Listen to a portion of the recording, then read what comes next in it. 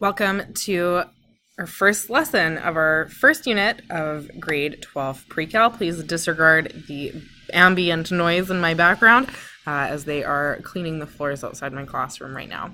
So we're going to dig in and talk about trigonometric ratios in standard position. So this might seem a little basic, but it's really important that we understand that angles can exist in multiple places with similar properties. And that's going to be the foundation of our first unit or our first lesson and a little bit beyond. The idea that things can repeat themselves is the whole idea of this whole first unit. So, some key terms we need to know. An angle is said to be in standard position if it has its center at the origin and its initial arm is along the positive x-axis, which means it's along this axis here. Okay. It will then be a positive angle, which is the ones you've been working with since you started learning about angles, if you measure counterclockwise. This is the direction for positive angles. So this would be a positive angle right here, as would this, as would even this, even though it goes all the way on to the other side of the x-axis. They are still all positive angles because we are always measuring anti-clockwise or counterclockwise. Okay. To be a negative angle, we need to measure clockwise. So conversely, measuring in this direction will give me a negative angle. And measuring into this quadrant will still give me a negative angle. But even if I go all the way around, and this is getting pretty messy here, so bear with me, all the way into this quadrant above the x-axis, that is still a negative angle because we've still gone counterclockwise. Now, I've asked you to label some things here. We've already labeled a positive and a negative angle. The only thing I'm going to draw your attention to is this spot right here. That spot right there is called the origin. You can label it with an O. And that's going to be a really important part too, because the origin is where everything has to begin. That's the name. So angles in standard position with the same terminal arm, so that's the arm that we draw that isn't along the x-axis, the one that we are measuring to. If more than one angle lands on the same terminal arm, it's called a coterminal angle. Okay, so 30 degrees, we measure from our x-axis, measuring upward to about here. This is 30 degrees. But if I measure going around the circle, go 360 degrees and then some to 390, that is a coterminal angle because I'm still landing in the same spot in the end. So that's 390. Okay, but if I continue to do this, and so I go around not once, not twice, but a little bit more than 2 times, and I still end up on that coterminal arm, that's 750 degrees. But again, still coterminal because I'm landing in the same place. Negative angles can be coterminal too. So if we talk about 40 degrees is approximately here. So again, I can measure upward, clockwise, positive 40 degrees. But I can also, or anti-clockwise, I can also measure clockwise and go downward, and that's going to be negative 320 degrees. Furthermore, I could measure downward, go in a full circle, and then all the way around to that same terminal arm. That would be negative 680 degrees, but all of these are coterminal because they end, again, in the same place. So that's the definition of coterminal. So what is this example asking us to do? Well, A says determine the measures of all angles in standard position, so measuring from this, which is essentially going to be 0 degrees from now on. Okay, that's our x-axis, positive side, between negative 800 and positive 800, but they need to be coterminal with 85 degrees. So as we saw, well, 85 degrees is our starting point. But we can go around in a circle again. So sketching it out, 85 degrees would be approximately even straighter, even more vertical than that. Probably more like this guy here. Okay, so we've got 85 degrees. Okay. But if we proceed to do a full circle around there again, that would be like adding 360 degrees. That would get me a coterminal angle of 485 degrees. Okay. If I go again around, what I'm doing is adding another 360 degrees, so 485 plus 360 again. That would get me to 7. And you know what? That puts me too high because I misadded here. This should be 45. 445. That makes more sense. It still would be 805. That's outside of our range, so we can't go any further. But we could go backwards. We could go negative.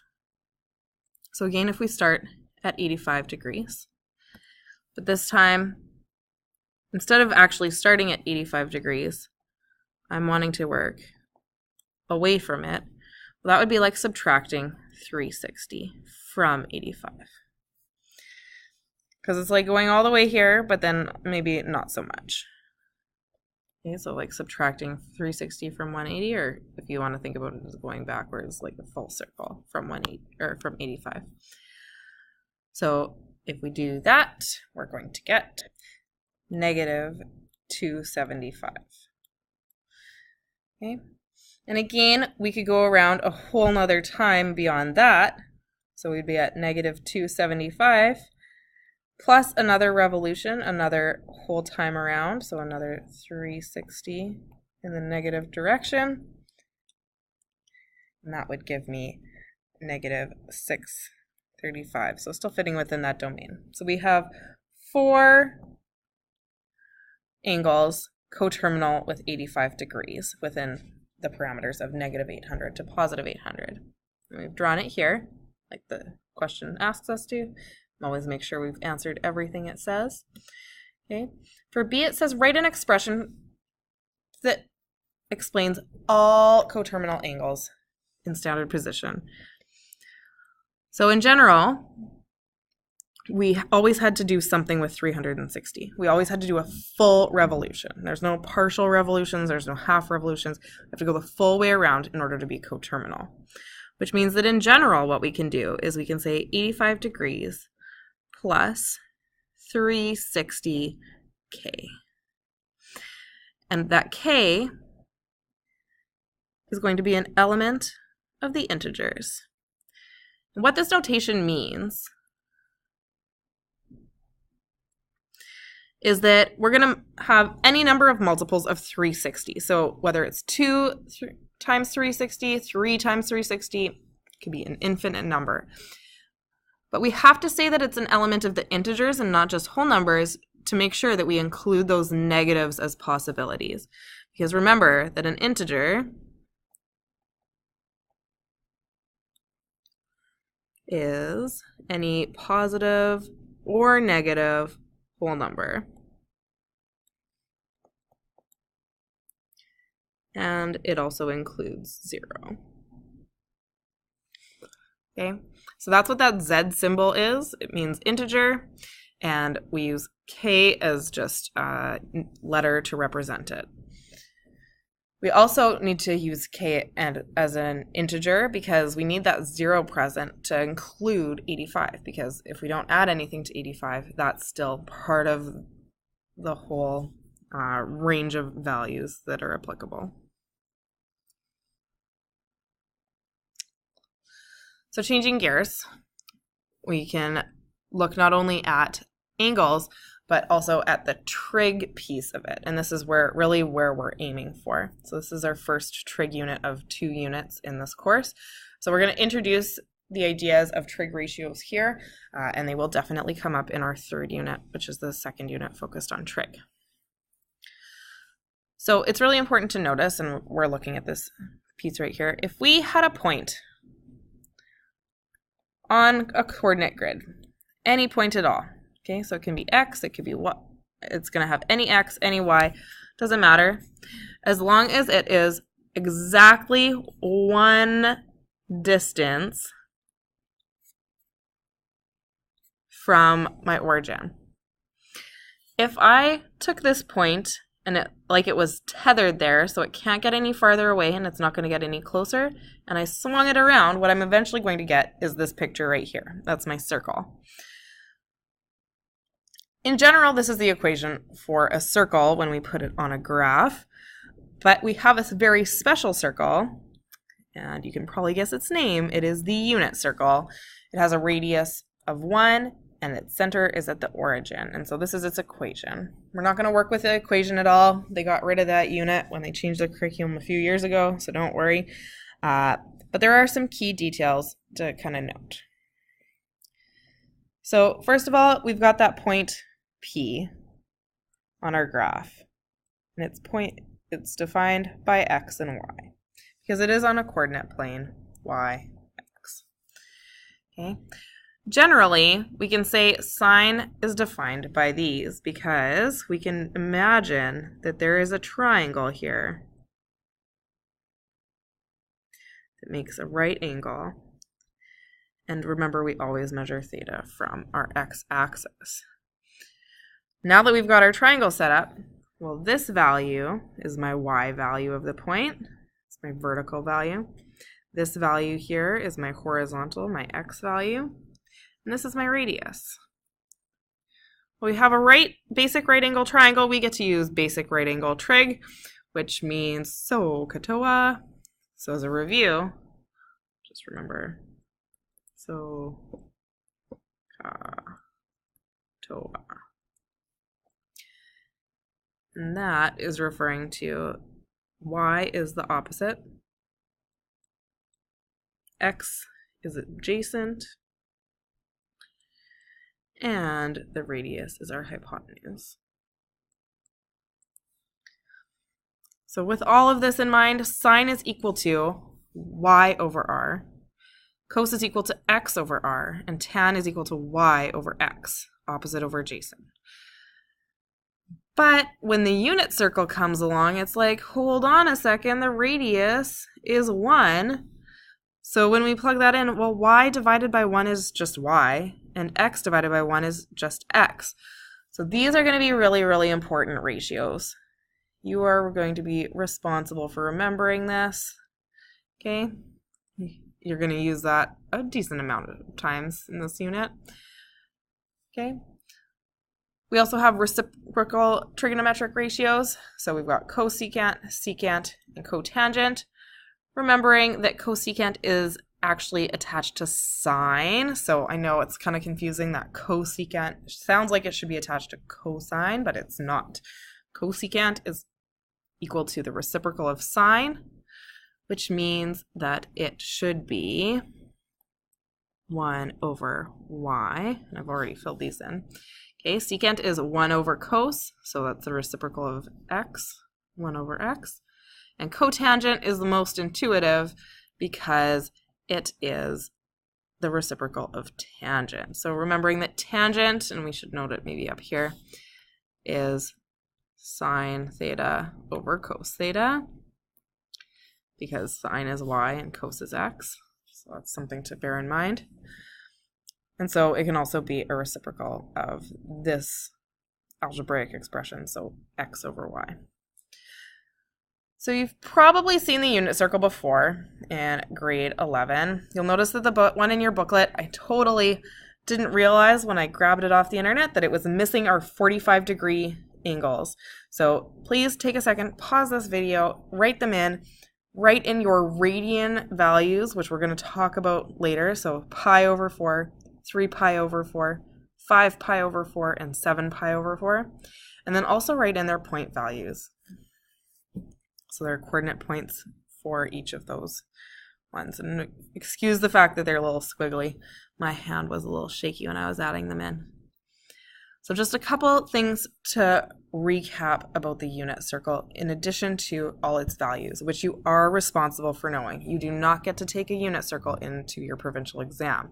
So heads up, you want to start memorizing this like yesterday.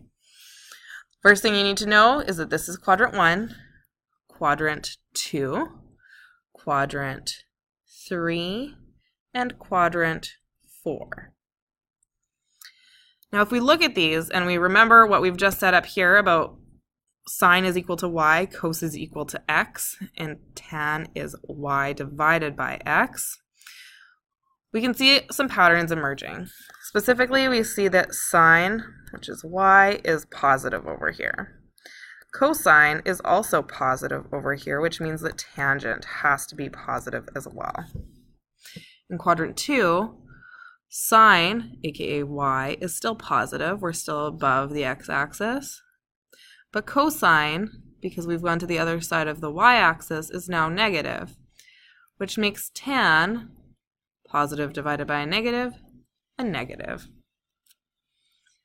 our third quadrant, we've got sine, which is negative, and cosine is negative. Again, looking at the x value for cosine, the y value for sine. And so our tangent is negative divided by a negative, which is a positive. Lastly, in this fourth quadrant here, we can see that sine, our y value, is still negative. We haven't gone back up above that x-axis. Cosine is positive because we're now on the right-hand side dealing with that positive x-axis. And so tangent, again, becomes negative because we have opposite signs dividing. Now, when we look at this big picture, the key thing to note is that in quadrant 4,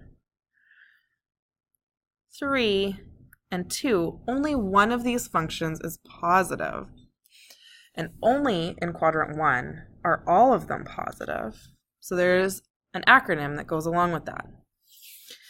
Now, a lot of people start in this bottom corner, and this is probably the one you've heard before. It's definitely the one your friends that have taken or are currently taking this course have heard, CAST, because it's a nice short little word to remember. I personally don't use that as my way of remembering because I don't like that it starts in quadrant 4. It just seems counterintuitive to me. So as a calculus teacher, I remember by saying all students take calculus. And that's how I remember. But whatever method you use, as long as you remember what is positive where, that'll be really helpful.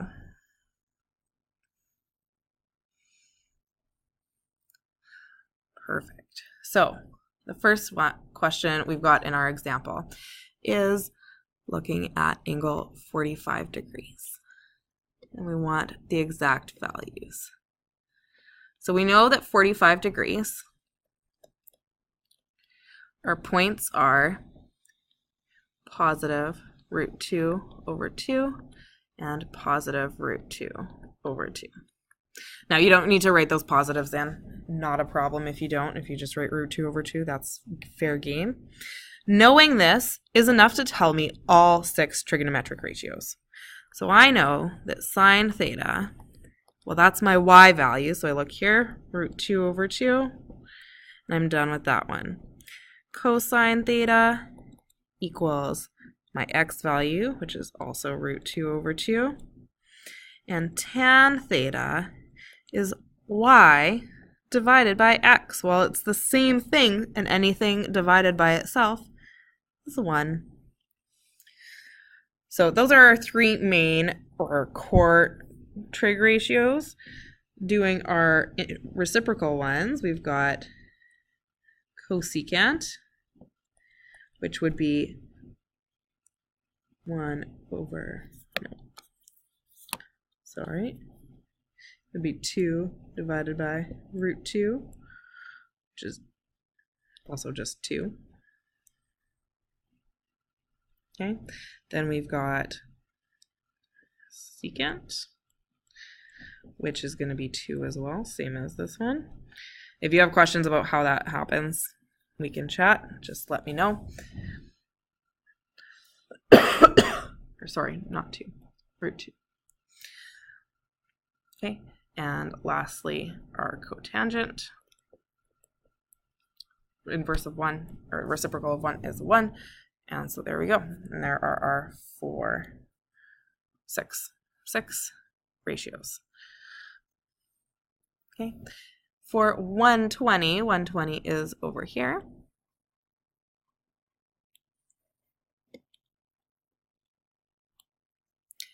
You might also think about it in terms of the reference angle, which is always going to your x-axis. So if I look at the reference angle, I might remember it better, and then I only have to remember one quadrant, and that's going to be 60 degrees. Okay, so either way, whatever helps you remember. Okay, but my coordinate points are going to be 1/2 and root 3 over 2, but remembering that my x value is negative. And again, at this point, if you don't have it memorized, you can keep flipping back to your unit circle, and that's not a problem. Okay, so sine theta is y, so root 3 over 2. Cos theta is 1/2, and tan theta, negative 1/2. Tan theta is going to be root 3 over 2 divided by 1/2, which is the same as root 3 over 2 times 2 over 1, remembering that we flip fractions and multiply.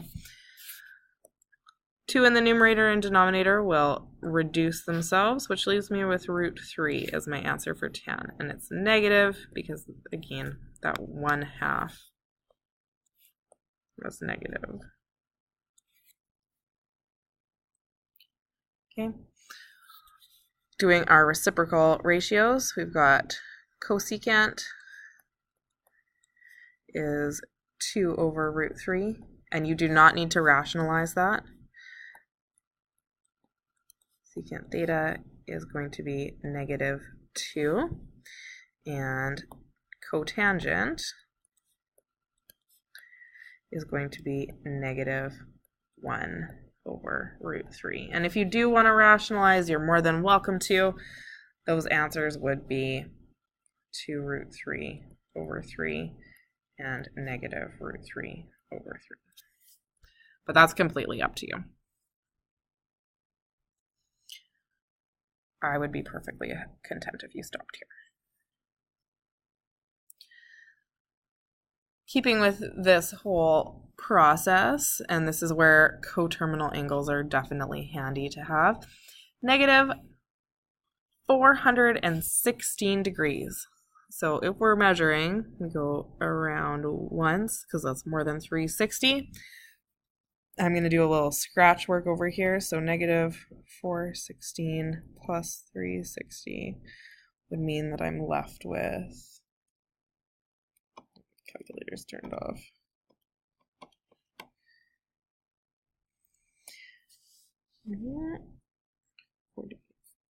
56 degrees. So I'm going to keep going and end up in this quadrant here, but not past 90 degrees negative. Okay, so that's going to be my negative 416 degrees. From here, I'm going to work with my calculator because that is not a value on my unit circle. You know what? While I'm thinking about it, it should be sine of negative 416 degrees. And you can punch this into your calculator.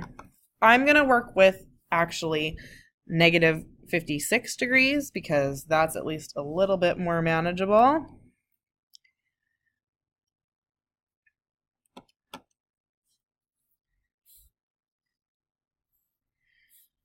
So that becomes negative 0.8290, and I encourage you to go to like 4 decimal places at least.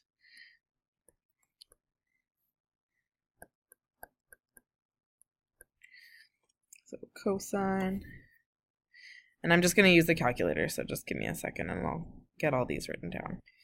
So by punching in sine of negative 56 degrees, I'm able to get not only the values, but the signs of sine, cos, and tan correct based on the quadrant that I'm working in.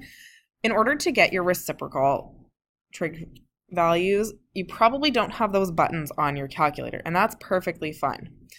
Do not use the sine inverse button. Okay, we call them reciprocals because they are literally flipping a fraction. So what I recommend you do is when you are figuring out one of these trig values, and I'm going to work with tan just because that's the one that's sitting on my calculator right now.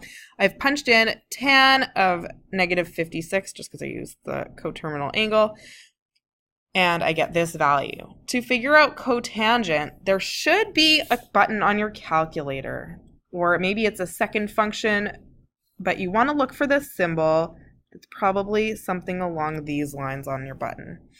And when you hit that on my calculator with one stroke, that allows me to figure out that the reciprocal of my tangent value is actually going to be negative 0.6745. Now, you might not believe me, in which case you are more than welcome to double check and punch in 1 divided by negative 1.4826, but I promise you it will give you the same answer. And so this little button is a nice little shortcut. And this type of question with an angle that is not on the unit circle will definitely be something that you find on the calculator section of your provincial exam. So repeating the process with my handy dandy little button gets me these last two values, and I'm able to move on to part D, which is the last part of this example. So we've got 586. So I'm going to figure out what my coterminal angle is, because otherwise I'm going to be like, where am I supposed to be going? I know it's at least one time around in the positive direction, but then beyond that I don't know how far to go. So 586 minus 360, because I've already done that, is going to get me 226 degrees. So not only have I gone around once, but I'm going to go all the way into this third quadrant again. And that's where I'll land. And that is 586 degrees. Again, I'm going to use a calculator for this. I'll just pause and do it on my calculator and get you the answers real quick. And there we go. So you should probably try it with your own calculator. Make sure you got the same answers that I did. It's always a good idea to double check that. Oops, I think I did some funny writing in here. Yes.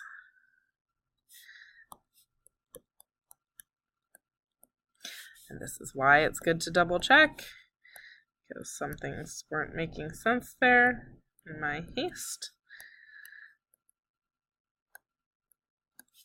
Okay, because I knew that I'm working in the third quadrant, and in the third quadrant that means that tan should be positive based on my all students take calculus rule.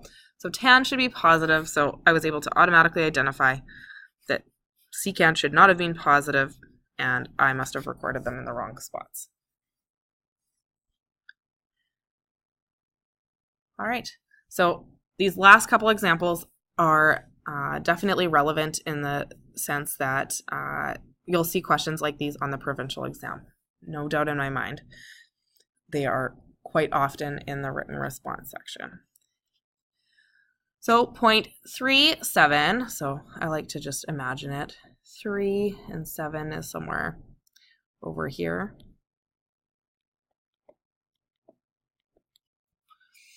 Is in standard position. Determine the exact values of the 6 trigonometric ratios. Okay, so even though it's not actually on the unit circle, and again, I'm aware that that's not actually where 3 and 7 would be, but it's approximately. It just gives me that visual. Okay, I know that I'm working with theta. I know that this is 7. I know that this is 3. I know, and then I need to figure out what is the radius? What is my hypotenuse? So that I can set up my ratios properly.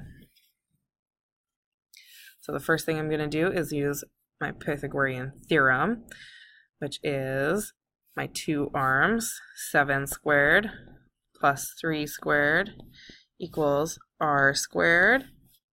So r is going to be the square root of all of that. To undo a square, we square root it, which gives me 49 plus 9. The square root of that is 7.6. Or we can even just leave it as the square root of 58.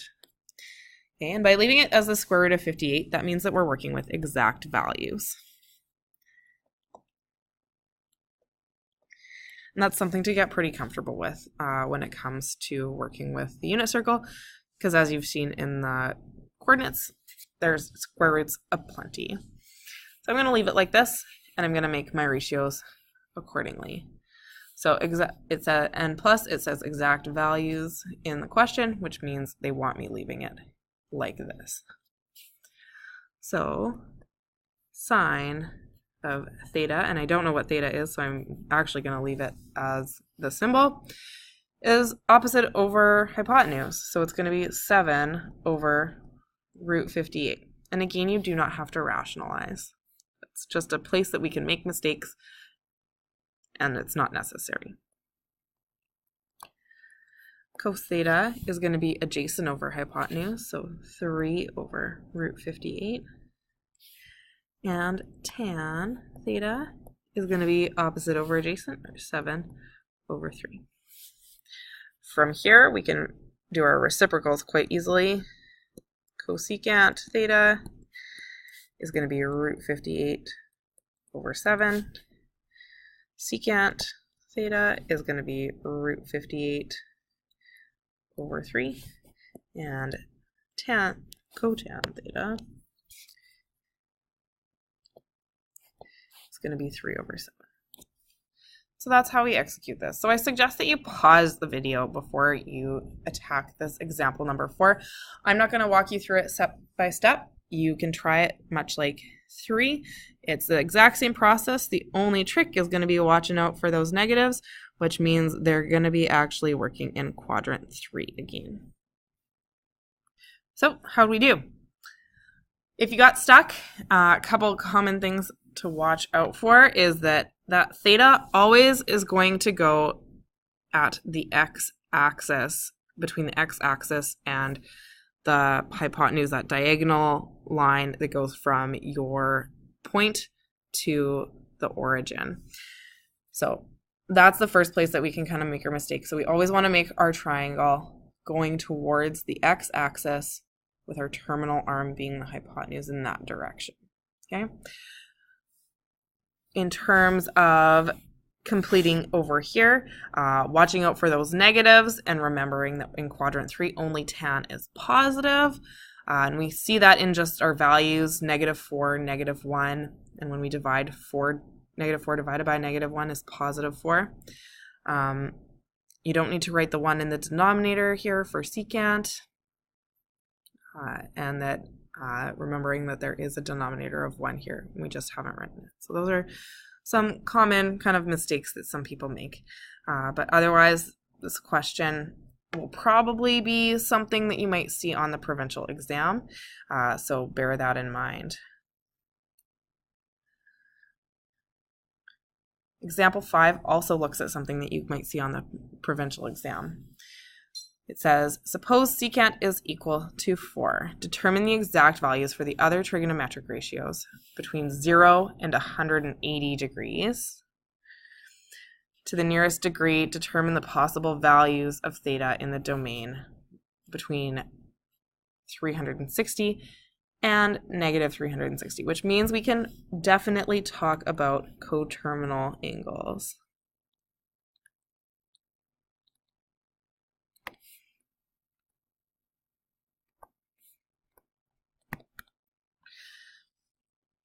Okay, so again, exact values, we see that word, those words, and we know we're going to be working with square roots potentially. Just leave them in square root notation. And so that's where we'll start. So I always start with, I know that secant is 4. Well, its partner is cosine theta, and I know that that's going to be the reciprocal, so that's going to be 1/4.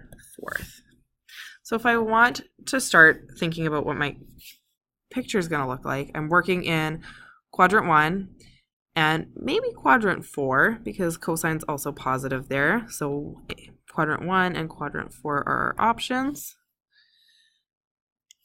But beyond that, I'm not quite ready. So we need to do some work. But I can draw a picture to help me think a little bit. Cosine is up. So my theta is here, working in the first quadrant because that's my restrictions for part A. Okay, and I know that I don't know this height, or I do know that I don't know the height, but cosine is adjacent, so I know that this is a 1, which is why I was able to draw it exactly from the circle. And I know that my radius is 4. Well, this is a right angle, so just like the previous question, I can still use the Pythagorean theorem. But this time it's going to look a little different. So 4 squared equals 1 squared plus my opposite side, which I'm not going to call O, but I'm going to call Y squared, since it's going to be my Y value for my point. So from here I got to move things around. So 16 minus 1 equals Y squared. I'm going to take the square root of those to get rid of that. So Y is going to be the square root of 15. Now that I know that, I'm able to do the rest of it. I'm able to do sine theta is root 15 over 4. Okay, but when I did this square root, it was potentially positive or negative. Since I'm only working in quadrant 1, that's where I'm going to live for now, but it could have been negative. It could have been down here. Tan theta is going to be sine divided by cosine, which is 15. I've also got cosecant, which is going to be 4 over root 15, and cotangent theta, it's going to be 1 over root 15.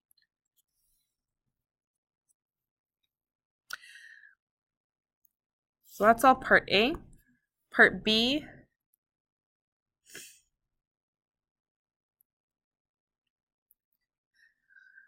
says any theta from negative 60 to positive 60. So now we need to remember that it could have been down here too. It could have been that we had a negative sign value. So possible quadrant 4 or negative sign was available. So I'm going to work with my positive value, my positive angle first in quadrant 1. And so I use and I'm going to work with as close to my original question as possible. So I'm going to go cos inverse of 1/4 to get my angle. And remember, that's by pressing your second function or your shift that you're going to get that on your calculator. And to the nearest angle, that's going to be 76 degrees. Okay, working on just this arm, 76 is a perfectly acceptable answer. That would be my answer going from 0 to positive 360. But working backwards to find my coterminal angle, I could also have 76 minus 360. And that gets me negative 284 degrees. But I could have also been in quadrant 4, and don't forget that, just because we left it out in the first part. Okay, so quadrant 4 was also possible. So if I do, so that, I'm going to work with my sine value because that changes to negative for quadrant 4, so it'll be more useful. So if I do sine inverse of negative root 15 over 4. Now that's a lot of typing in your calculator, I know. It's not the most fun thing to do in the world, but by doing it this way, saving you a little bit of extra work at the moment, elsewise, and we're going to get negative 76 degrees, which kind of makes sense because we just measured this way instead of this way. Okay, so we've got negative 76. But our positive angle from that would be if we add negative 76 degrees plus 360, we'll be positive around the circle, 1 full revolution, and that gets you positive 284 degrees. So those are all my possible answers, 4 of them. Okay, so that second part, that part with quadrant 4 might be a little bit tricky. Don't worry, we'll still keep working on that idea, but you should have definitely been comfortable with that quadrant 1. Now, our last example. Yay, almost done. Sorry, this video is so long, not all the lessons will be this long, I promise. Okay, it says find the value for sine theta if cos theta is equal to negative 4/5. So I like to start with a picture because I'm a very visual person. We also need to remember that tan is greater than 0. So tan is positive, cosine is negative. That means that we can only be in one quadrant, the third one. So we're only going to work in quadrant 3. Okay.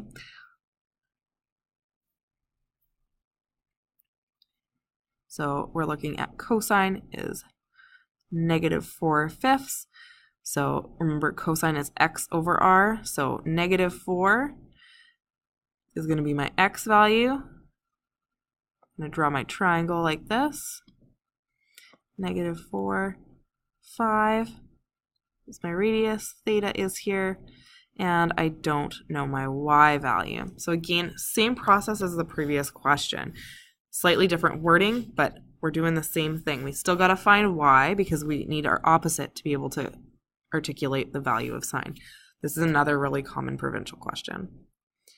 So we start with 5 squared equals negative 4 squared plus y squared. So we're going to go 25 minus 16 equals y squared. Our difference is 9, so this is a nice little Pythagorean triple.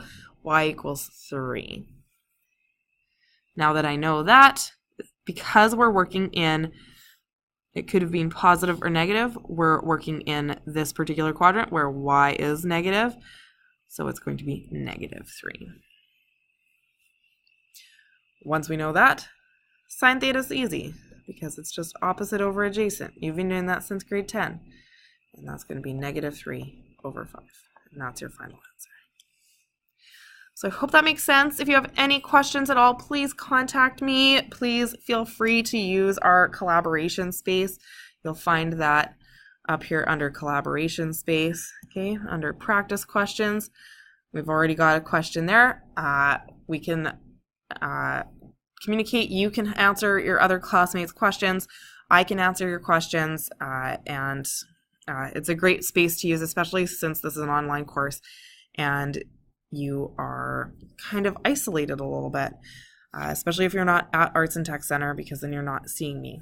So to practice this, we've got 2 worksheets. You can find them in our Office 365 as well, but I have uploaded them here. They do have answer keys as well, just at the very end. Okay, one thing that I do want to draw your attention to is when they're asking for the related angle, they're asking for this missing piece. So what would be the negative angle if it's a positive angle? What would be the positive angle if it's negative? And they give you some reference points here, and they ask you to actually tell the principal angle. So looking at this one, for example, measuring in this direction, I would say, okay, well, it's 90, 180, 270, 290, but in the negative direction, so negative 290. And that would be how I answer that one. Okay, so good luck with that one. And this one gets a little bit trickier, working with those trig functions, getting comfortable again with just their different ratios, working from triangles. And then we do get to a couple of questions that kind of push your boundaries, like those provincial ones. So give them a shot. And if you have any questions, let me know. And good luck.